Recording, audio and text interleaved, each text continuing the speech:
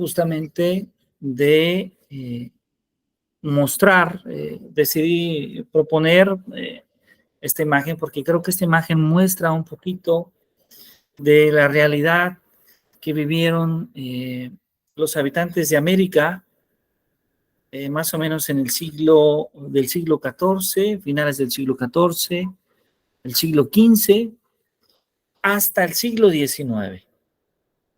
Y a ver, maestra, si observamos esta imagen con detenimiento, ¿podría usted compartirnos, comentarnos qué le inspira esta imagen? ¿Qué mensaje o qué observa usted en la imagen? Por favor.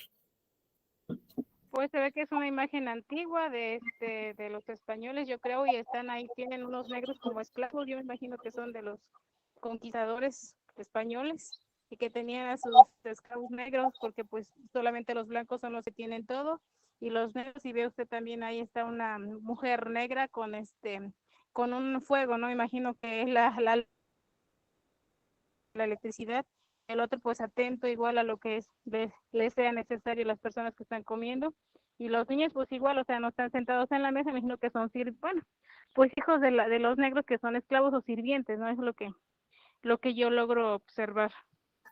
Exactamente, exactamente. Esta imagen nos muestra la desigualdad muy evidente, muy clara que se presenta entre los continentales americanos, los nacidos en América, por un lado, y por otro, conquistadores, ¿sí?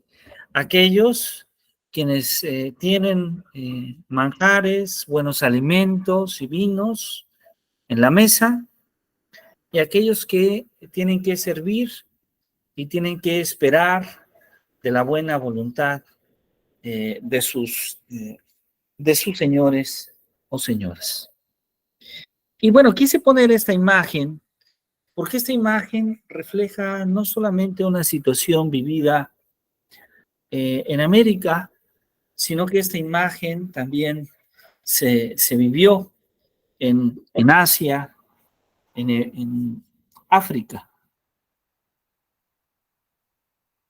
Esta imagen que también representa eh, las clases dominantes, las clases europeas, esas clases europeas que van a llegar a nuestro continente, que van a conquistarlo, pero no solo a conquistarlo, que van a ejercer una violencia punitiva sobre los pueblos americanos. Una violencia que va a perdurar por más de 3 siglos. Una violencia donde a lo largo de estos 3 siglos va a haber una imposición ideológica, religiosa, económica, cultural y también social. Entonces, esta imagen representa en gran medida cómo durante más de 3 siglos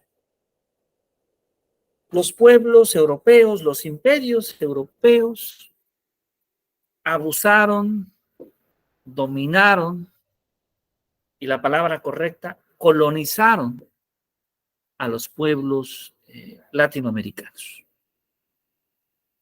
Esta imagen también representa la necesidad de que los pueblos latinoamericanos cambiaran su perspectiva, cambiaran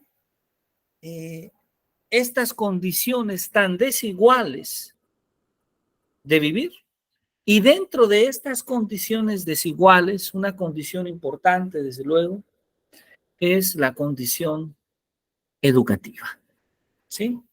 Es decir, la desigualdad social, la desigualdad económica, perdón, como elemento, como base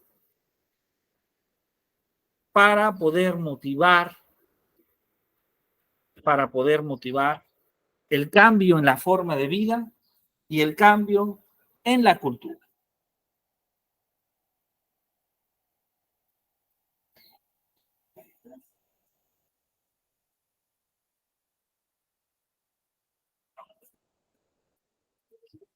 En este sentido, son esos cambios, son los cambios en la cultura, son los cambios, la lucha por la igualdad, por la justicia, la lucha por las tierras, quien va a empezar a sembrar una serie de ideologías, una serie de formas de pensar,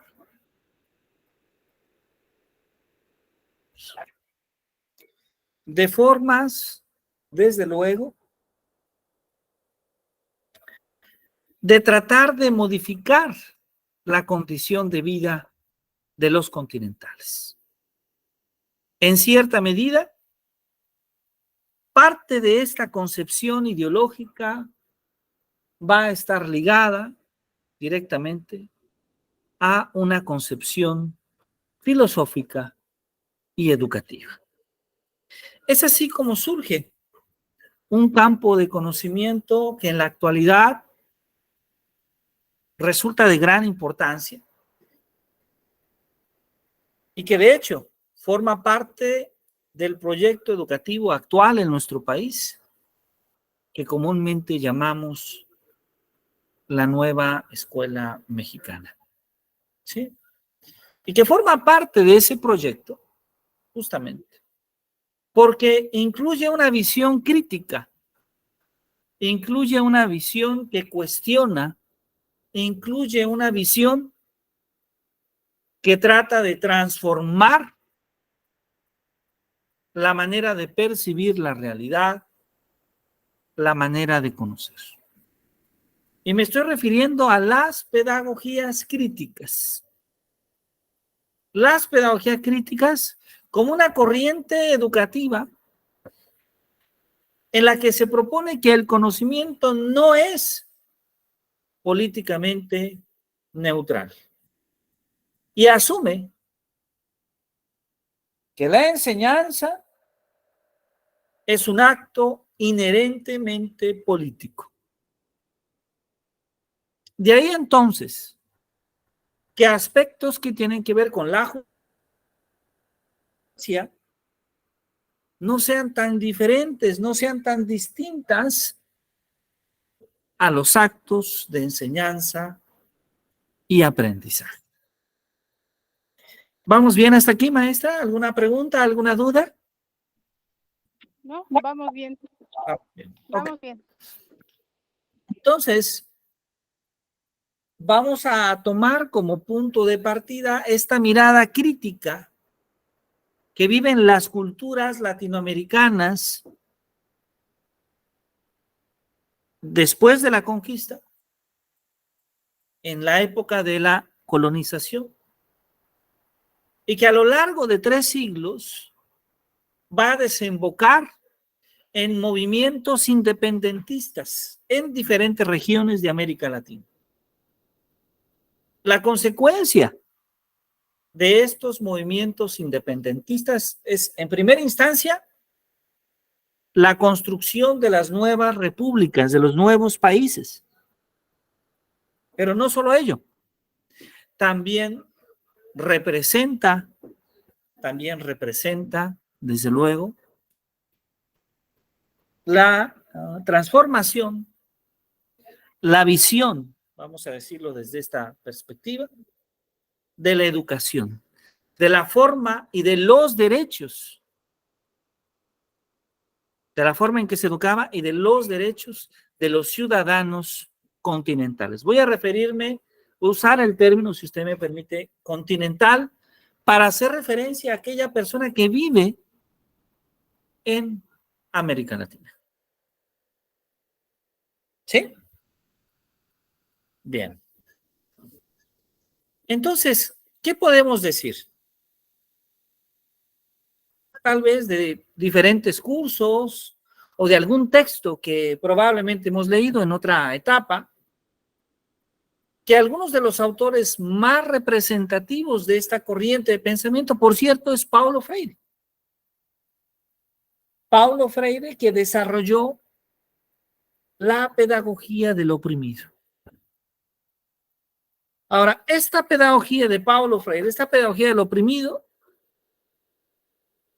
también toma como motivación el trabajo de algunos autores como Antonio Gramsci o como Henry Grox, y muchos años ya en los tiempos contemporáneos, las pedagogías de Peter McClaren. Pues estos representantes, estos pedagogos, estos filósofos han generado una influencia importante sobre los conceptos de educación y de desarrollo que fundamentan diversas maneras de comprender la sociedad, la cultura y la justicia. ¿Sí? La sociedad, la cultura y la justicia. De acuerdo a estudios de otros grandes sociólogos, filósofos, como Luis Perret Althusser, Pierre Félix Bourdieu o Jean-Claude Passeron o Michel Foucault. Estas ideas contemporáneas se debaten en la actualidad en las pedagogías críticas. Estas ideas contemporáneas que buscan condiciones de igualdad, de justicia, que buscan políticas educativas basadas en la inclusión, en la equidad, pues son muy actuales, pero vamos a ver a lo largo de este seminario que al mismo tiempo que son muy actuales, también son pedagogías que desde hace tiempo ya eran debatibles, ya formaban parte del debate latinoamericano.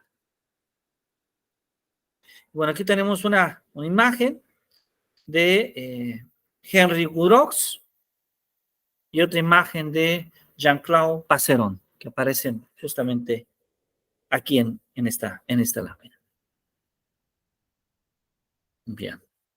Por favor, cuando haya alguna duda, no dude, por favor, en interrumpirme para atenderla. Sí, vamos bien, maestro, lo estoy escuchando. ¿Sí me escucha? ¿Sí me escucha? Sí, sí la escucho. Okay. Sí la escucho con mucho gusto. Muy bien. Bueno, entonces,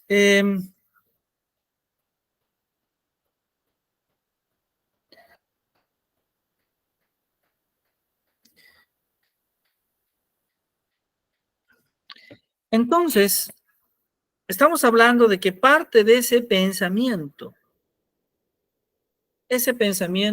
que podríamos llamar europeo, ¿sí? Surge ciertamente en Europa, pero va a tener en América Latina un impacto muy relevante. ¿Sí? Un impacto muy relevante, porque uno de los pensadores latinoamericanos que va a iniciar una cruzada y una propuesta, que va a empezar una reflexión propia sobre las causas sociales, sobre la justicia, sobre el derecho a las tierras, pero también sobre la educación, va a ser el pedagogo venezolano Simón Rodríguez.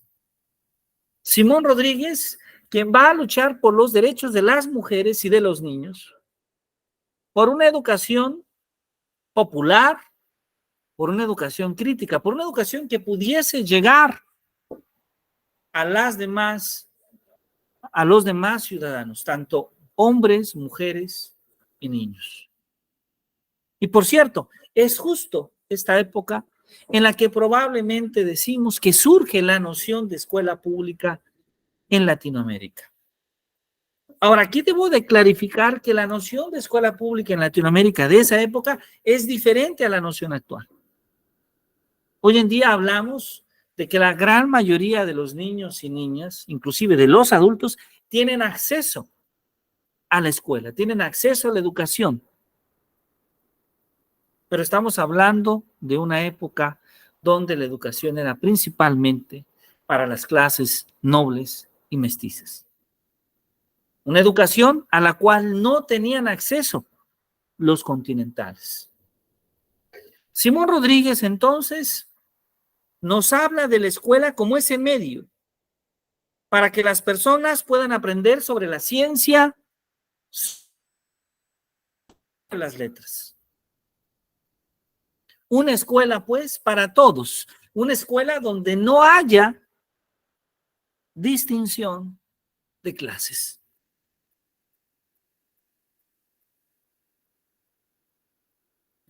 Rodríguez, entonces, va a asociar la noción habitual de progreso social por medio de la educación. Va a ser la educación quien nos permite alcanzar el progreso. Pero también va a dejar muy en claro que la lucha por la independencia, esa que, como él dice, se obtiene por medio de las armas, no debe de confundirse con la libertad. Esa libertad que se obtiene por medio de la educación, por medio de la escritura. Rodríguez considera entonces que deben de prepararse a todas las personas sin hacer distinción de clases o de razas. E insiste que todos los miembros de una república deben de ir a la escuela, deben de tener acceso a la escuela. Y bueno, del lado derecho tenemos la obra de Simón Rodríguez, una de sus obras, probablemente la obra más influyente, que se llama Sociedades Americanas, escrita en 1828. Rodríguez en esta obra plantea qué espera de la sociedad latinoamericana. Plantea cuál es la sociedad a la cual los hombres y las mujeres, cuál es esa sociedad que los hombres y las mujeres debemos de construir en América. ¿Cuáles son esos derechos? ¿Cuáles son esas obligaciones a los que los americanos nos debemos? Es claro que esta postura de Rodríguez sienta las bases para varios debates pedagógicos que se van a retomar en el siglo XIX y en el siglo XX. De hecho, sabemos que Rodríguez influyó de manera importante en el pensamiento de Simón Bolívar, particularmente sobre la noción de libertad, sobre la igualdad de clases. Como dijo el propio Rodríguez, no son las razas quienes vuelven estúpidos o esclavos a los hombres, sino las sociedades. Esa es la importancia de educar y de formar a la sociedad. Este proyecto educativo de Rodríguez va a tener como base, por una parte, la escuela popular, la escuela pública, para los ciudadanos, pero también el uso de las tierras agrícolas para los americanos. Rodríguez va a vincular la educación y el trabajo y va a pensar al Estado como ese Estado plurinacional, ese Estado integrado no solo por un país, sino por varios países a la vez, por varias culturas a la vez, por el respeto a la diversidad cultural. Rodríguez entonces piensa que en la escuela deben estudiar las niñas y los niños juntos. Porque ahí los hombres aprenden a respetar a las mujeres y las mujeres pierden el miedo a los hombres. Insiste siempre Rodríguez en que se debe de dar instrucción a las mujeres, poniendo ese énfasis tan importante en que las mujeres tengan. Ahora, hoy en día, Muchas de estas ideas son actuales, pero como podemos darnos cuenta, estas ideas surgen a principios del siglo XIX. ¿Qué le hace pensar este pensamiento, maestra? ¿Qué le motiva? ¿Qué opina sobre este pensamiento de Simón Rodríguez muy a principios del siglo XIX? Pues habla sobre la importancia de igualdad de género, ¿no? Desde que pues sí, pues estaba lo de la discriminación, lo de que los hombres son los que tenían derechos, las mujeres, que estamos tratando de eliminar todo eso, ¿no? Y mediante la educación es que se está fomentando la equidad de género, de que no debe de haber ni más ni menos, todos somos iguales ante la ley y todos podemos hacer todo lo mismo, ¿no? Y igual para los padres, madres, igual tienen la misma responsabilidad. Y bueno, pues antes, evitar que siga habiendo el machismo, respeto hacia las mujeres, ¿no? Pues hoy en día igual, pues ve que mucha violencia contra la mujer, entonces igual, a platicar con los chamacos de que hay igualdad y que no tienen por qué ellos, por estar en lucha, como lucha de género, ¿no? Entonces, de que haya discriminación hacia ellas. Muy bien, muchas gracias, muchas gracias. Entonces, como podemos observar, estas ideas pedagógicas, estas ideas hasta cierto grado revolucionarias para ese entonces, pues son actuales, pero ya Rodríguez las planteaba desde hace 2 siglos, lo cual nos habla de su gran pensamiento, de que su pensamiento, temas que para su época, tal vez para muchos miembros de diversas clases sociales, sobre todo de la nobleza, no eran considerados como problemas. Sin embargo, eran necesarios afrontarlos.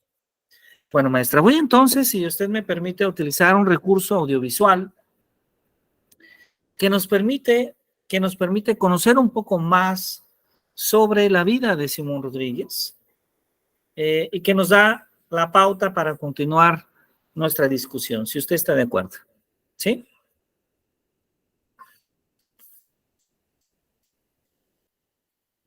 Sí, claro, adelante. Entonces, voy a dejar de compartir un momento y voy a abrir un video. En un momento voy a volver a compartir y voy a agradecerle mucho. Vamos a hacer unos segundos de prueba para ver si en primera instancia se ve la imagen y en segundo momento, además de verse la imagen, se escucha ya. Sí se ve, en este momento se ve la imagen. A ver, voy a darle play a ver si se escucha. Un momentito, por favor. Nacido en Venezuela a mediados del siglo XVIII. Pregunta, ¿se logra escuchar Sí, allá? Sí, se escucha y se ve. Muy bien. Se escucha y se ve. Perfecto. Entonces, voy a poner este video. Voy a estar aquí pendiente de usted. Dura 26 minutos y vamos a ir analizando juntos un poco más sobre la vida de Simón Rodríguez. ¿Ok? Aquí va, maestra. Sí. Simón Rodríguez fue alimentando el anhelo de una América libre. El pionero de la educación, fue mentor e inspirador de Simón Bolívar, junto a quien abrazó el sueño de la patria grande. Simón Rodríguez presentó las ideas más democratizadoras de la época de la emancipación y promovió la escuela pública y la educación popular. Luchó por los derechos de mujeres, niños e indígenas, impulsando siempre un pensamiento crítico.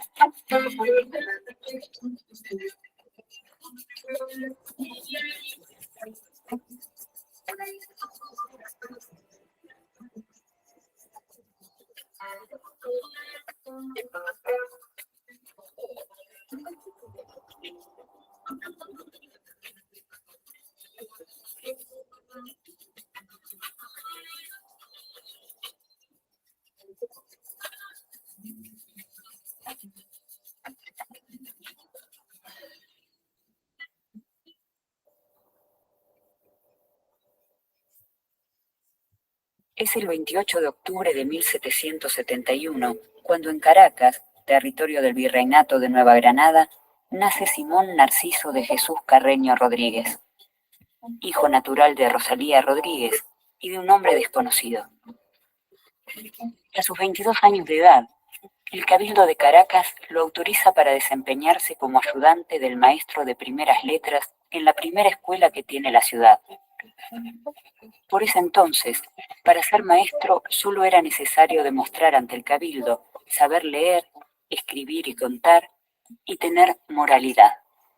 Estamos hablando de esa época en la que aparece la escuela pública, digámoslo de una vez, y aparece el maestro público, que un personaje que no existía, y entonces el maestro público para la corona española es alguien que, ¿de dónde va a salir? Pues gente nociones de lectoescritura, medio leía, medio escribía, y ellos empezaron por su propia cuenta incluso a instruir a los niños que andaban ociosos. Se empezó a decir ociosos, esa palabra no existía, eran los mismos niños de siempre, y resulta que ahora la corona empezó a verlos como ociosos. Es decir, algo tienen que estar haciendo para que puedan ser más productivos. Y ahí fue cuando muchos maestros por iniciativa propia empezaron a instruir, y la corona puso los ojos sobre esos personajes y empezó a regularlos y a controlarlos, ya casi volverlos funcionarios de la corona. Hay muchas historias bonitas de esos primeros maestros en que empiezan a enseñar para la corona, para el bien de, ya se hablaba de la patria, en ese sentido romano de la patria, todavía éramos colonia, pero y por la gloria de Dios, etcétera, pero y ellos debían recibir un estipendio de la corona, cosa que no sucedía, las distancias, los meses, pasaban años y los maestros todavía pedían su salario. Ese era el contexto en el que Simón Rodríguez aparece. Simón Rodríguez recibe en aquellas aulas por primera vez como alumno a Simón Bolívar. Corre el año 1794. A partir de su experiencia en la Escuela Pública de Caracas, Simón Rodríguez eleva al ayuntamiento una memoria titulada Reflexiones sobre los defectos que vician la Escuela de Primeras Letras en Caracas y medio de lograr su reforma por un nuevo establecimiento. Allí expresa: los objetivos de la escuela son los más laudables, los más interesantes. Disponer el ánimo de los niños para recibir las mejores impresiones y hacerlos capaces de todas las empresas, para las ciencias, para las artes, para el comercio, para todas las ocupaciones de la vida, es indispensable. Simón Rodríguez propone en el informe escuelas, cuestiona la falta de experiencia de algunos maestros, reclama mejores condiciones materiales y salariales y defiende la inclusión de pardos y morenos en las escuelas de primeras letras. En 1795, el Cabildo aprueba provisoriamente las propuestas de Simón Rodríguez y eleva el informe a la Real Audiencia, órgano que debe tomar decisiones definitorias en el asunto.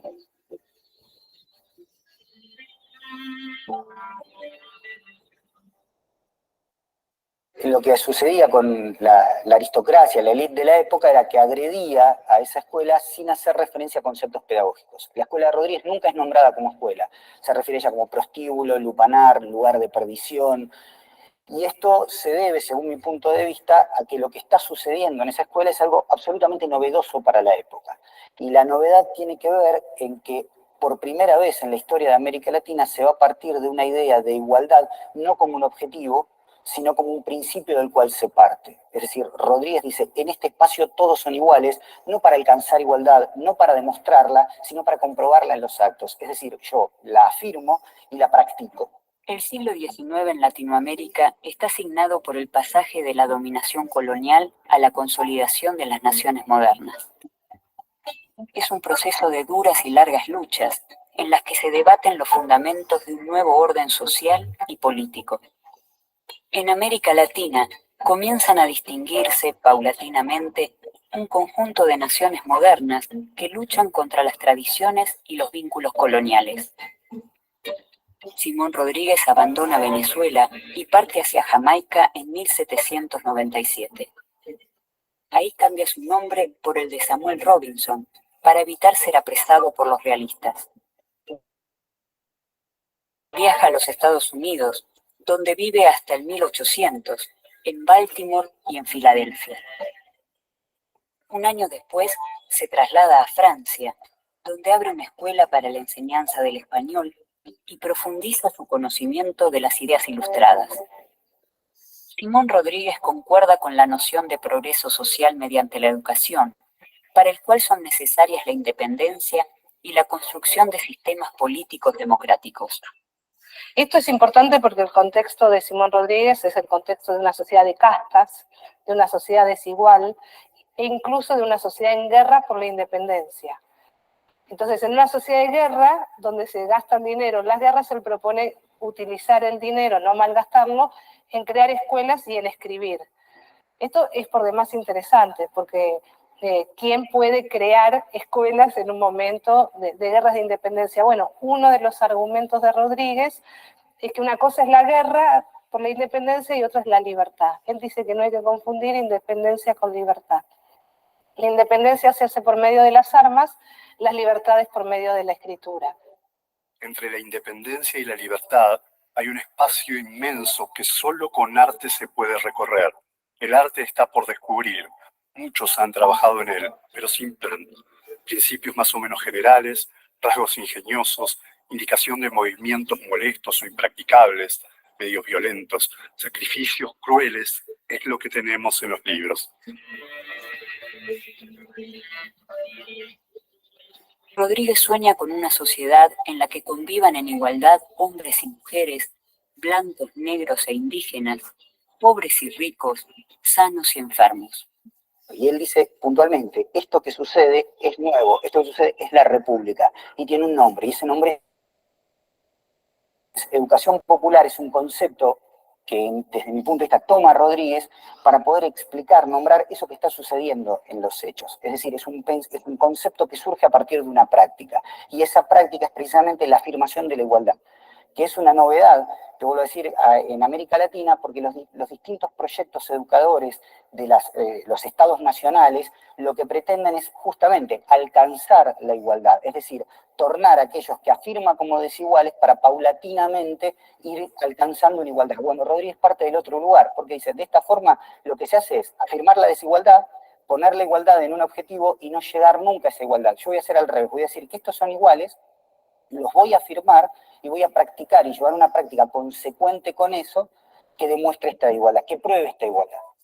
Rodríguez considera que debe prepararse a todos los hombres sin ningún tipo de distinción para el goce de la ciudadanía mediante la incorporación del saber social, corporal, técnico y científico simultáneamente. Y esta idea de ciudadanía de Rodríguez no es una idea de ciudadanía asociada a la propiedad privada, sino que está asociada a ser ciudadano por pertenecer a una república. Entonces, todas y todos por pertenecer a una república deben ir a la escuela. No concurrir a la escuela es para Rodríguez sinónimo de inhumanidad, es decir, es inhumano que esté negado el derecho a la educación. Simón Rodríguez sienta las bases, durante la primera mitad del siglo XIX, de algunos debates pedagógicos que serán recuperados a lo largo del siglo XIX y del XX. Y entonces el reto de Simón Rodríguez es pensar, un poco como piensa Bolívar, un personaje que además tuvo delirios de emperador, es decir, él sabía que tenía la responsabilidad de pensar, de inventar estas nacientes repúblicas. Era un invento, no es europeo, había que inventar. En Europa las monarquías cayeron mucho después, nosotros inventamos esto. Y hay un texto muy bonito de Simón Rodríguez que se llama así, inventamos o erramos.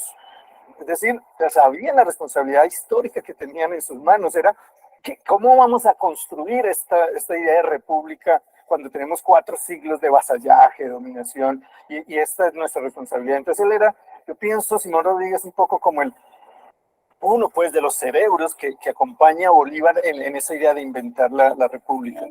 En 1804, Rodríguez se reencuentra con Simón Bolívar en la ciudad de Viena. Un año más tarde, emprenden un viaje hasta Italia. Y Bolívar, que ya era viudo para ese entonces, va a Europa y se encuentra con su viejo maestro. Entonces, maestro y discípulo emprenden una caminata donde el maestro le vuelve a recordar las viejas lecciones sobre las libertades, las igualdades.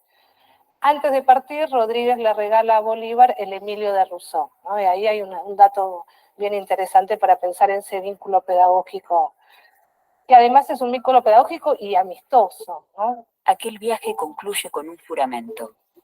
En el Monte Sacro de Roma, juran libertar a América del poder español. Simón Rodríguez se suma al sueño bolivariano de la patria grande.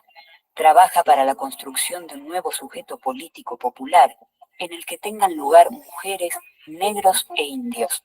Considera que no son las razas las que vuelven estúpidos o esclavos a los hombres, sino las sociedades. Es el año 1823, cuando Simón Rodríguez regresa a América. Simón Bolívar lo convoca para reencontrarse en Perú. En ese momento Bolívar lo manda a llamar y le envía una carta maravillosa, que es la famosa carta de Bolívar a su maestro, donde le pide que no puede creer que él haya llegado a América Latina y no le haya comentado aún nada. Ya Bolívar para ese entonces como el patriota, uno de los patriotas de América Latina. Y de ese encuentro surge la idea de qué cargo quiere ocupar Rodríguez. Y Rodríguez ahí da una respuesta para mí maravillosa, que es, dice, yo hubiera podido ser lo que quisiera, pero quise construir escuelas y ser maestro. Por esos años, Simón Rodríguez da clases de agricultura y botánica en el Colegio de La Tacunga, Ecuador.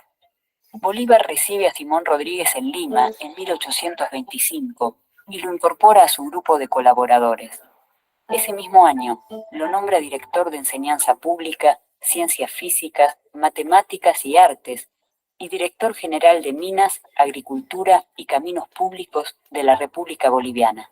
El otro tema que a mí me interesa mucho de Rodríguez es esta idea de cómo construir libertades e independencia. Por eso el mundo del trabajo. Para no ser esclavos, para no tener más amos, es necesario lo que podemos llamar autonomía productiva. Es decir, está pensando en establecer colonias agrícolas. El proyecto de Rodríguez no es la reforma agraria, pero sí la propiedad pequeña de parcelas, ¿no? Entonces, para eso hay que educarse, para eso hay que formarse. Mi gran proyecto por entonces consistía en poner en práctica un plan bastante meditado que estriba en colonizar la América con sus propios habitantes para evitar lo que temo acontezca un día. Es decir, que la invasión repentina de inmigrantes europeos más inteligentes que nuestro pueblo actual venga a avasallarlo de nuevo y a tiranizarlo de un modo más cruel que el del antiguo sistema español. Simón Rodríguez idea entonces un proyecto educativo que presenta dos grandes líneas de acción: la implementación y la colonización de las tierras por los propios americanos. La combinación de ambas acciones contribuirá a fundar las sociedades americanas. Habría que decir que hay dos ideas centrales de Simón Rodríguez que le aportan a la pedagogía y le aportan al pensamiento educativo. Una es la idea de reconocer que nosotros tenemos algo que nos hace distintos a Europa y incluso a Occidente. Simón Rodríguez alcanza a decir, no tiene respuestas, pero alcanza a decir, somos diferentes.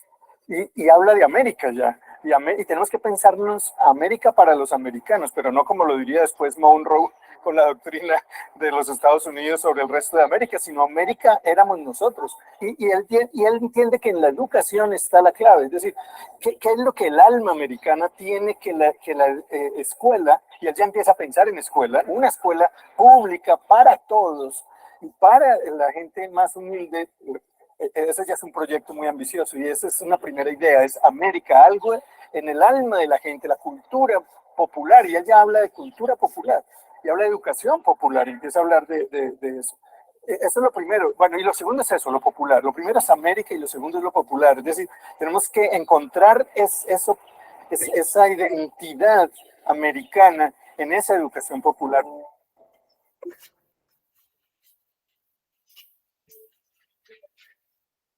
A mí me gusta pensarlo como un precursor de las pedagogías latinoamericanas y como un pensador relacional, en el sentido de que puede vincular la educación con el mundo del trabajo. Uno de sus proyectos pedagógicos y políticos era construir fábricas adentro de las escuelas. Uno de sus proyectos fue construir una escuela donde tuviera 2 fábricas y que además las lenguas fueran el quechua suponer o puede intuir que en Rodríguez ya hay una imagen, un germen de un Estado plurinacional, ¿no? No es casual que esta experiencia sea, digamos, en Chuquisaca. El proyecto pedagógico contempla la instrucción de mujeres, la generación de empleos para los padres de los niños, el cultivo de las tierras baldías y la atención preferente a la población indígena. En las escuelas deben estudiar juntos los niños y las niñas. Primero, porque así desde niños los hombres aprenden a respetar a las mujeres. Y segundo, porque las mujeres aprenden a no tener miedo a los hombres. Se ha de dar instrucción y oficio a las mujeres para que no se prostituyan por necesidad, ni hagan del matrimonio una especulación para asegurar su subsistencia. Simón Rodríguez parte hacia Cochabamba a instalar una escuela semejante. Para ese entonces, hay una lista de aproximadamente 700 niños postulantes. Los litigios que mantiene con las autoridades eclesiásticas y las continuas discrepancias que lo enfrentan con Antonio José de Sucre y Alcalá, quien es designado presidente de Bolivia, lo llevan a renunciar a su proyecto. Simón Rodríguez reemprende su marcha y se dirige hacia Arequipa, Perú, donde 2 años más tarde publica el denominado Pródromo, prólogo de la obra Sociedades Americanas. Luego de la muerte de Bolívar, escribe La defensa de Bolívar. Bolívar muere en 1830, Rodríguez en 1854, es decir, que sobrevive el maestro al discípulo, y entonces tiene la tarea de escribir esa defensa de Bolívar, donde hace un trabajo que hoy llamaríamos semiológico de qué conceptos se usan o qué adjetivos se usan para descalificar a Bolívar. Entonces, por supuesto, tiranía, dictador, es decir, que en 1830 se adelanta de semiología. De hecho, para Rodríguez, todo el tema de la escritura, de la palabra, de la lengua es fundamental. Él cree que no hay pedagogía y no puede haber educación si no hay un cuidado de la letra, de la escritura. Simón Rodríguez llega a la ciudad de Concepción, Chile, en 1834. Allí asume la dirección de una escuela, gracias a la propuesta del intendente de la ciudad, quien le pide a Rodríguez que lleve adelante el mejor plan posible de educación científica. Es el año 1834. Rodríguez reedita en Valparaíso Luces y Virtudes Sociales y publica 11 artículos en el periódico El Mercurio, bajo el título Partidos, los cuales poseen un fuerte contenido político.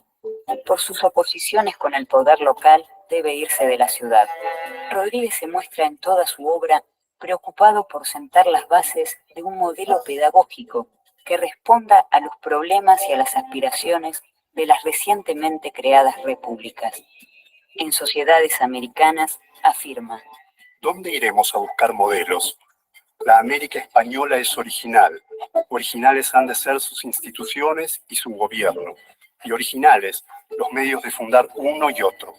O inventamos o erramos. Asimismo, expresa sobre la concepción de la educación.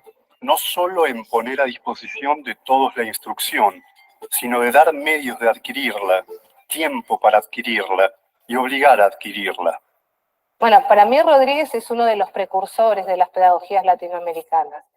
En el caso de las pedagogías latinoamericanas, a mí me gusta pensar que están siendo una gramática en construcción, es decir, que tanto Rodríguez como muchos otros maestros y maestras de América Latina, incluso que están hoy vivos, forman parte de... recupera lo que sucede en las aulas, lo que sucede en las salas, pero también lo que sucede en los movimientos sociales y lo que sucede en los estados educadores plurinacionales. Esta gramática es una gramática que se está construyendo, y esta gramática tiene como eje central pensar las diversidades, porque nuestra América Latina es compleja, es diversa. Nosotros pensamos que las pedagogías tienen que ser diversas, relacionales, complejas, e incluso mestizas, porque América Latina es mestiza. Simón Rodríguez se traslada a La Tacunga, Ecuador. Allí da clases en el Colegio de San Vicente. En 1851 publica Consejos de Amigo, dados al Colegio de La Tacunga. Esta es su obra póstuma y forma parte central de su legado pedagógico. Entre otros consejos, propone que en aquella escuela se enseñe castellano y quichua, física, química e historia natural en lugar de latín y teología, y que se construyan 2 pequeñas fábricas, una de loza y la otra de vidrio, para que en ellas los niños puedan aprender los 3 oficios principales: albañilería, carpintería y herrería. Porque con tierra, madera y metales se hacen las cosas más necesarias.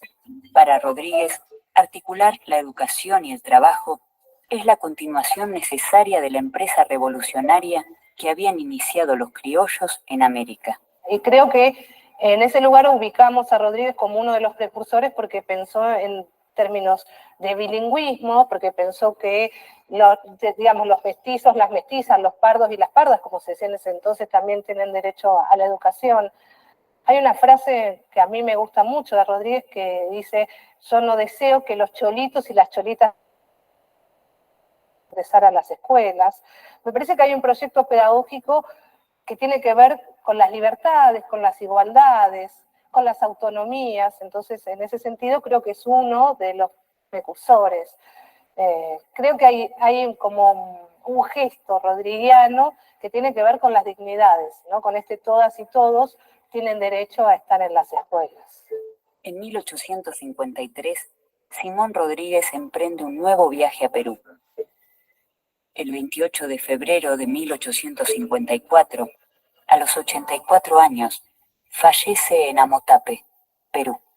Entonces, es una persona que nunca priorizó su conveniencia, su buen vivir. De hecho, murió en la miseria y gran parte de su vida la pasó en la miseria. Cuando tenía cargos públicos salía endeudado porque ponía plata de su bolsillo para amueblar escuelas, se contrataba carpinteros para que hicieran los pupitres para los pibes como él consideraba que tenían que hacer, compraba material. Entonces, y un caso emblemático también de esta idea de la militancia es ya en sus últimos años. Él estaba ya muy, muy viejito, y esto lo relata un viajero francés que se llama Paul Marcoy, que lo encuentra por el altiplano andino y se pone a ver, se me encontré con un viejo que habla el francés a la perfección. Y yo pensé que era un francés que estaba ahí, le pregunto si él era francés. Y él le dice que no, hasta que llega y lo descubre y dice: pero usted es Simón Rodríguez, el maestro de Bolívar. Y dice: sí, entre otras cosas yo fui el maestro de Bolívar. Dice: ¿y qué hace acá? ¿Cómo una persona de su importancia, su relevancia para la historia latinoamericana está en estas condiciones? Y él dijo: mire, yo quiero hacer del mundo un lugar digno para que todos puedan vivir. Y en ese intento lo terminé convirtiendo en un infierno para mí. Lo que es interesante de esa frase es que, a pesar de la negativa que él hace de su vida, en ningún momento decide cambiarla, teniendo la posibilidad. Él es una persona que, donde él hubiese querido, podría haber trabajado como profesor, como catedrático o hasta como funcionario público. Sin embargo, él eligió entre la comodidad esta militancia por la educación popular. Simón Rodríguez fue un pedagogo americano que creyó en la posibilidad social y humana de construir un mejor futuro y luchó para que la educación tuviera un lugar destacado en ese proyecto. Un proyecto inclusivo y liberador. Creía en la razón y en la duda como motor del conocimiento. Y me parece que Rodríguez nos está diciendo algo desde el siglo XIX. A mí me gusta pensar que él escribió tan fuerte, ¿no? Que sus trazos fueron tan fuertes que nos estaban esperando. Yo creo que Rodríguez, más que decir, bueno, esto es lo que nos deja Rodríguez, es pensar que él nos estaba esperando, él estaba aguardando que hubiera un tiempo en América Latina que fuera capaz de recibir todas sus ideas, todas sus creaciones. Toda su obra comprende los problemas educativos como problemas sociales latinoamericanos de su época. Y, fiel al juramento que realizó junto con Bolívar, Simón Rodríguez transitó su vida guiado por una promesa: libertar América.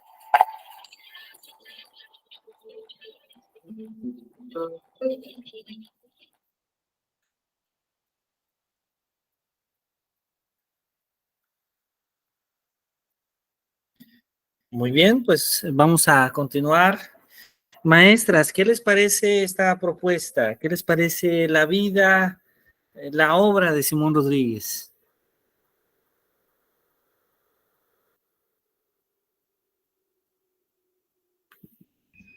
Pues ha estado en constante lucha, ¿no? De que por evitar la discriminación, que hacer menos a la gente, o sea, sino que se ha preocupado esa igualdad o por luchar por la igualdad, no solamente de género, sino que de raza, o sea, en todos los aspectos, ¿no? Que todos posean los mismos derechos en sí. En resumen, eso fue lo que entendí. Pues la lucha de que todos obtengan los mismos beneficios, que todos sean iguales.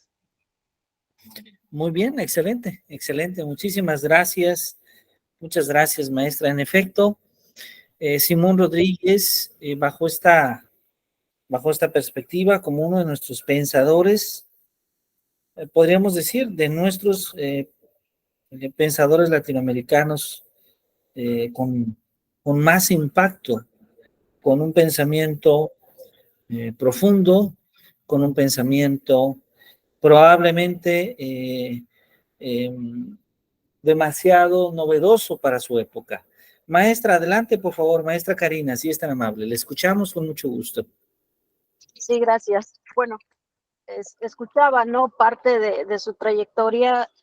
Siempre es muy importante encontrar estos referentes en cuanto a cada una de las acciones que hizo, ¿no? En su vida, ¿no? Ya mencionaba la maestra Francisca, ¿no? Ser un referente, pues, que engloba, ¿no? En la búsqueda de la no discriminación, los derechos humanos, el bien común, el bien social. Entonces, es importante identificar, ¿no? Estos aspectos que nos ayuden a reconocer a estos personajes, pero quizás también en nuestro ambiente educativo podamos, ¿no? Tener estas similitudes, buscar entre los historiadores educativos en México, ¿no? A veces pudiera ser complicado en la actualidad, pero es un referente, ¿no? Al igual que en el pasado de la historia de México lo fue José María Morelos, ¿no? En distintas épocas, distintos países, pero bueno, siempre tener la visión de querer establecer este bien común, de buscar también generar nosotros, ¿no? Este tipo de situaciones de bienestar, de ayuda, de apoyo, y pues en este sentido, ¿no? Compartir la historia de este investigador político, ¿no? También. Muy bien, muchas gracias, maestra Karina, maestra Francisca. Bueno, pues yo espero que hayan disfrutado de este video que nos habla de uno de los personajes, probablemente el primer gran educador latinoamericano, ¿sí?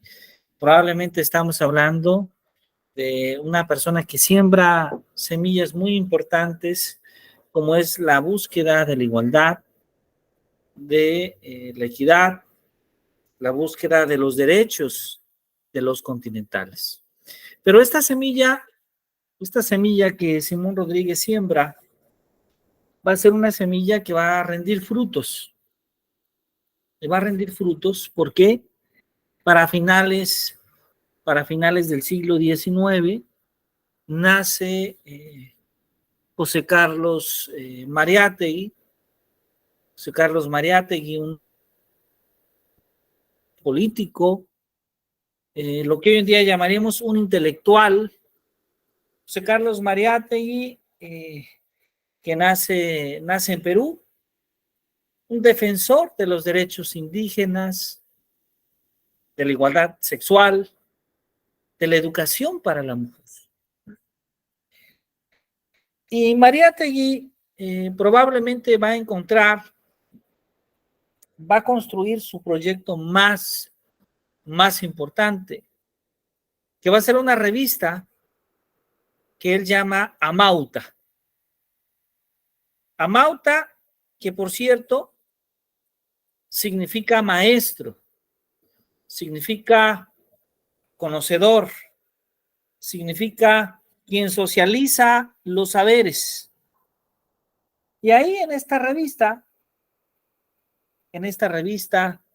Mariátegui va a defender el socialismo marxista, el indigenismo y también su pedagogía feminista. Mariátegui entonces va a publicar diversos documentos en Amauta. Amauta va a ser una revista de crítica, pero también va a ser una revista donde se van a divulgar el conocimiento. Muchas de las primeras traducciones de grandes obras de la psicología, de la sociología, de la filosofía, se van a traducir al español por primera vez en esta revista Amauta. Mariátegui entonces tiene una visión de nación, pero una visión de nación que incluye una visión de educación. Es decir, hago mucho énfasis en que podamos observar este vínculo que se da entre la política y la educación, porque este es parte del objetivo de nuestro seminario. Parte del objetivo de nuestro seminario es poder abordar, poder discutir de esta interacción de la política educativa, la legislación, el derecho, pero que como podemos observar lo estamos revisando particularmente para América Latina con un enfoque histórico y pedagógico. Mariátegui entonces nos dice e insiste en que hay que construir a la nación, al país, con una mirada inclusiva. Y que desde luego discutir el discurso pedagógico es discutir los derechos de los indígenas.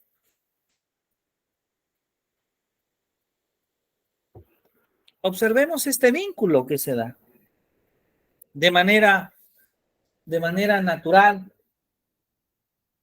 entre lo educativo,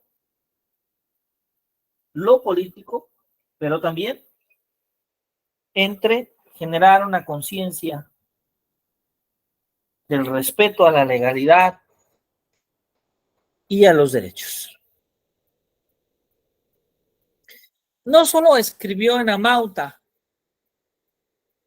sino que también escribe una obra muy importante, 7 ensayos sobre la realidad peruana.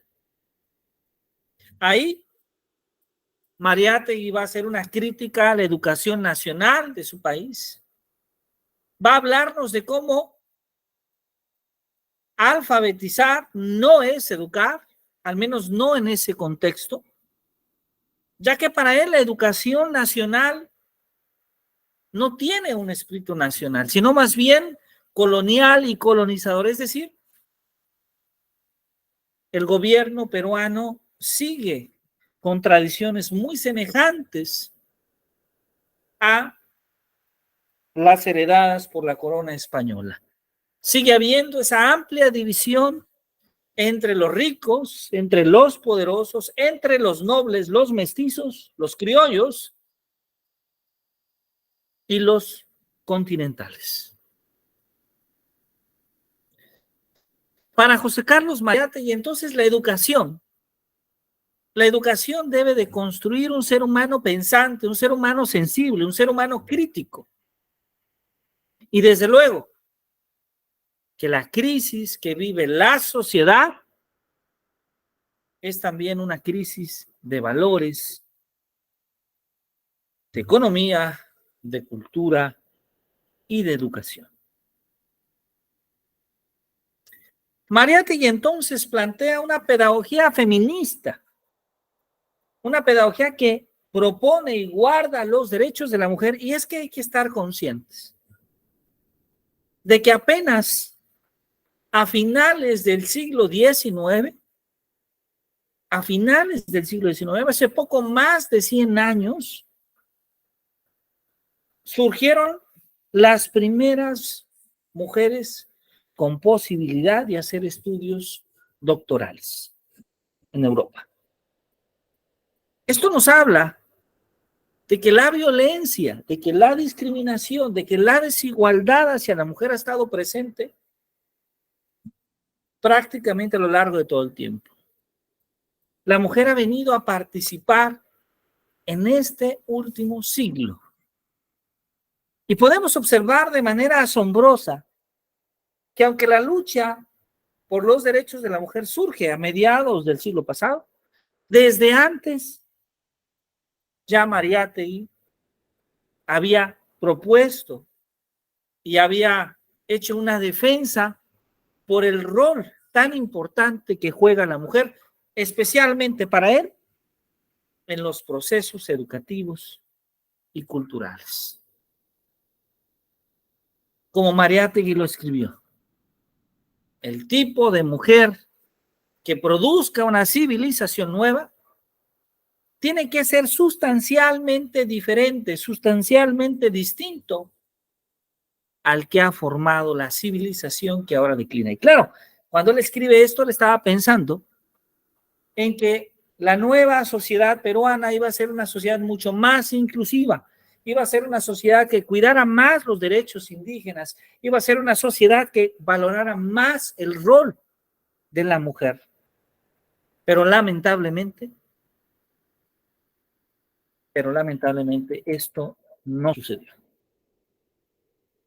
Bien, hasta este punto, maestras, ¿alguna pregunta, alguna duda?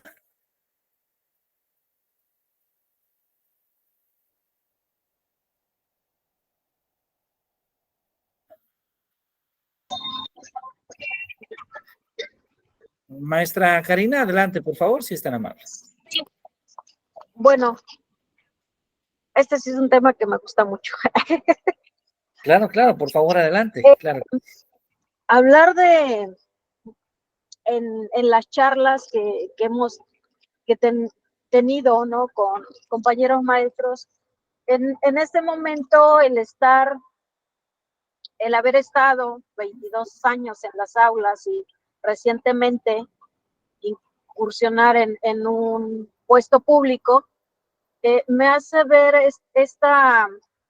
este estudio que hizo Mariátegui, verlo en nuestra realidad, verlo desde fuera, lo que es la política educativa, porque desde fuera es fácil para nosotros en los consejos técnicos, en las reuniones de maestros, en cualquier espacio donde haya maestros, debatir, ¿no? Sobre el deber ser de la política educativa, el deber ser de la educación.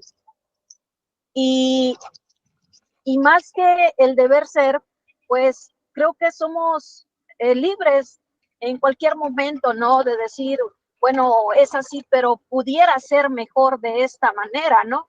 Y nosotros como ciudadanos nos expresamos en torno a aquellas cuestiones que nosotros consideramos que serían pertinentes, ¿no? Tener en consideración. Y porque se nos da, pero por ahí también dicen algunos, hablar de política educativa es muy amplio. Hacía en esta relación, en este momento que nos platica de Mariátegui y todas este tema, ¿no? Que publica en la revista Amauta, pues donde habla de una educación pensante, sensible, una educación crítica, ¿no?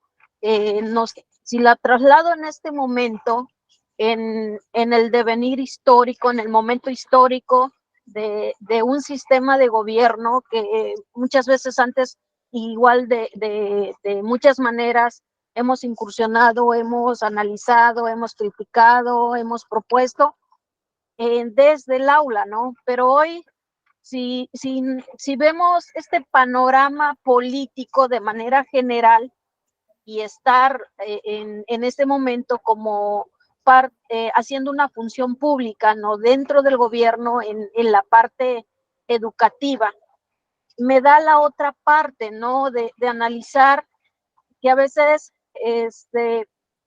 como docentes, como maestros, podemos opinar, podemos debatir, pero ya en cuestiones ya de política, de decisiones, pues pasan yo siempre se los he comentado, ¿no? A mis compañeros en seminarios anteriores. No es que la educación en años anteriores estuviera mal, ¿no? Sino que en ese momento las políticas educativas, yo siempre trato de plasmar todo este contexto histórico con nuestra realidad, pero las políticas educativas de anteriores gobiernos estuvieron sujetas precisamente a las necesidades y a las decisiones políticas que se tomaron en ese momento. En cuanto a los gobiernos anteriores, hoy es muy importante y ver la manera en que reformas, ya vimos desde la reforma del 93 y después hubieron diversas reformas intermedias, ¿no? En planes y programas de estudio, la más reciente, la del 2017, y bueno, viene la reforma con el plan de estudios 2022. Como mencionaba usted, en este seminario de política, pero sobre todo de legislación educativa, las reformas anteriores también estuvieron sujetas a una legislación educativa, mas sin embargo, jamás se habían realizado desde la sociedad civil estas acciones de interponer amparos para que no se llevara a cabo las reformas anteriores. ¿Qué está pasando el día de hoy con en Plan 2022? Pues estamos viendo nosotros con mucha inquietud cómo desde la sociedad civil pequeños grupos ligados a empresas que de cierta manera han visto lesionados sus intereses económicos, cómo ellos se han valido de esta legislación en torno a, porque recordemos que Cámara de Diputados y Senadores son los que legislan, pero al amparo del Poder Judicial, cómo ellos han buscado a través de las leyes estos amparos que de una u otra manera pues no quieren que se lleve a cabo esta reforma educativa del Plan 2022. Precisamente aquí hago esa relación que debemos de tener, precisamente pues tratando de llegar, ¿no?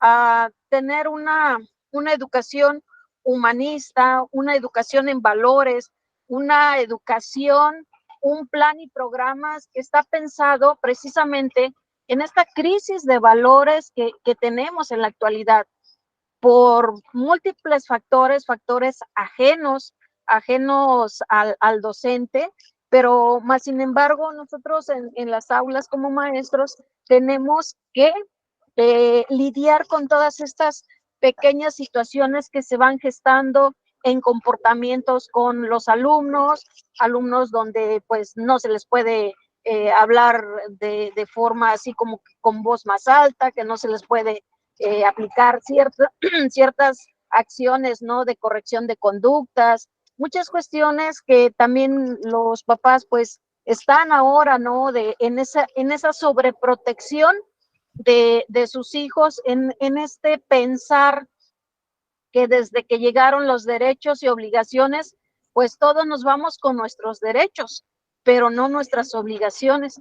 Entonces, en este momento, hablar de política educativa, implica, maestros, maestra Francisca, un análisis profundo de que, qué está pasando, ¿no? En esta legislación. La reforma como tal está legislada, está aprobada, pero ¿qué pasa con esos grupos que ahora no les parece que se lleve a cabo una reforma? Aquí hay una conexión política que desafortunadamente no podemos separar, ¿no? En cuestiones de reformas anteriores donde pues el gobierno o los partidos en el poder hacían y deshacían a su antojo. Hoy se da una reforma que no conviene pues a esos partidos políticos que de antaño estaban en el poder, y hoy nos encontramos con estas cuestiones, ¿no? Cuestiones de amparos, como desde la sociedad civil están retomando esta parte de marco jurídico para decir no a la reforma. Una reforma que debería de ser tomada, de ser analizada, de ser trabajada, porque precisamente está pensada en todas estas situaciones actuales que estamos viviendo, ¿no? Cuando pienso en mí como persona, como ser humano, pero estoy alejada, ¿no? De mis acciones, del impacto que yo estoy teniendo con el medio ambiente, entonces no podemos decir que estamos trabajando, ¿no? Incursionando en este planeta Tierra de manera solidaria, que son algunas de las cuestiones que se plantean en esta reforma. Sin duda alguna, la política como tal, política de intereses de pequeños, medianos y grandes agentes económicos están dentro, incidiendo en esta legislación de la reforma actual, y vemos que sin duda alguna, como se los menciona a los compañeros, política educativa siempre será en torno a los intereses y a la posición que tenga el gobierno actual. Y al final, quien puede y siempre hará efectiva el cambio en las aulas, pues son los maestros, ¿no? Los maestros, los que podemos hacer de esa letra muerta en planes y programas de estudio, pues darle un significado real, que precisamente ese significado real desde las realidades y problemáticas de los docentes es lo que se requiere recuperar con esta reforma educativa actual. Pero que vemos esta parte que no se puede desligar, ¿no? De la política educativa, intereses de grupos en el poder y de un gobierno que está tratando de que se plantee, de que se lleve a cabo una reforma en favor de buscar esta parte, ¿no? Como en su momento Mariátegui lo trató de hacer en el Perú, ¿no? Eso sería mi comentario, maestro. Creo que ya me alargué como una hora, pero es muy complejo, y a la vez, más que complejo, es importante ver dónde estamos parados, hacia dónde vamos, qué queremos como maestros, qué queremos como sociedad civil, qué queremos como sociedad civil, en el sentido de seguir conservando mis intereses y como sociedad, ¿no? Transitar de estos intereses económicos egoístas de que en México unos son los que entre más ricos, y la mayor parte de la población en crisis económica, y bueno, transitar de eso a buscar el bien común, a buscar, a retomar el humanismo, como lo maneja el Plan 2022, y bueno, es un parteaguas, ¿no? Un antes y un después, y cómo ver que la ley está ahí, la ley es clara. Sin embargo, en ese mismo ejercicio de la ley, estos poderes, tanto ejecutivo, legislativo y judicial, como no vamos en favor del beneficio común. Muchas gracias, maestra Karina. Una reflexión muy, muy interesante. Y en efecto, ojalá que nuestro país, nuestros servidores públicos, nuestros gobiernos en todos los niveles, desde el gobierno municipal, estatal, federal, nuestros distintos poderes, puedan tomar esta visión, una visión en efecto humanista, pero una visión que busca, desde luego, el darnos cuenta que la educación, y de hecho esta es la perspectiva de las pedagogías críticas, va más allá del aula. Es decir, la pedagogía crítica asume esta visión en donde la labor del maestro no termina solamente en el salón de clases, porque, como lo diría un escritor, por cierto, francés, Michel Foucault, el maestro ejerce una influencia en el alumno. El maestro le muestran a sus alumnos una forma de vivir, una forma de comportarse, le muestran valores e influyen a lo largo de toda su vida. Entonces, ojalá que esta visión de José